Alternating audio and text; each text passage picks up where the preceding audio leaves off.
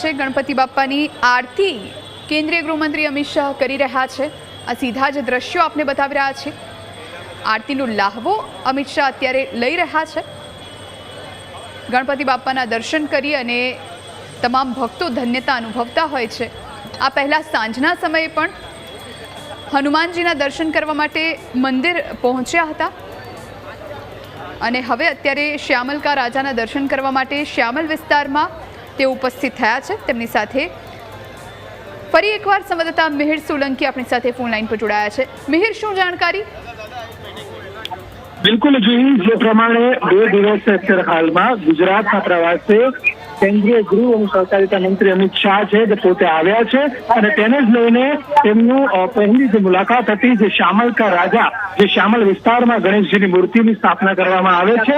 છેલ્લા 13 વર્ષથી આ જે ગણેશજીની મૂર્તિ છે તે અહીંયા સ્થાપના કરવામાં આવે છે। 10 દિવસનો તહેવાર છે જે અહીંયા મનાવવામાં આવતો હોય છે। તેને લઈને કેન્દ્રીય ગૃહ અને સહકારિતા મંત્રી છે અમિત શાહ તે પોતે અહીંયા પહોંચ્યા। તેમણે એએમસીના જે સભ્યો છે તેની સાથે વિસ્તારના ધારાસભ્યો અને ભાજપના જેટલા પણ કાર્યકર્તાઓ તેમની સાથે મળીને અહીં ભગવાન ગણેશજીની જે આરતી કરી। ત્યારબાદ અત્યારે હાલમાં તે પોતે હવે અહીંથી લોકોને મળ્યા બાદ પોતે અત્યારે હવે અહીંથી વસ્ત્રાપુર જે ગણેશજીનું મંદિર છે ત્યાં જવા માટે રવાના થયા છે। ચોક્કસથી તે સમયે આવ્યા સૌથી પ્રથમ તેમણે લોકોને અભિવાદન કર્યું, લોકોને મળ્યા, લોકો સાથે વાતચીત કરી, ચાલતા પોતે જે રસ્તો છે તેના પર પોતે ચાલતા ગયા પોતાની ટીમ સાથે।